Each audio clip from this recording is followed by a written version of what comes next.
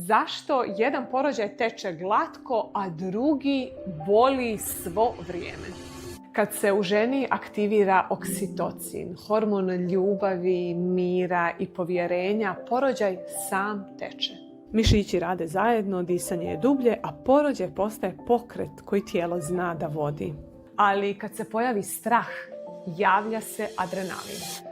On zaustavlja oksitocin, mišići se stegnu, tijelo se zatvori i bol postaje sve jači. Ne zato što porođaj mora da boli, već zato što tijelo pokušava da se zaštiti. I zato mir, sigurnost i podrška nisu luksuz, nego preduslov da porođaj teče kako treba i ne boli.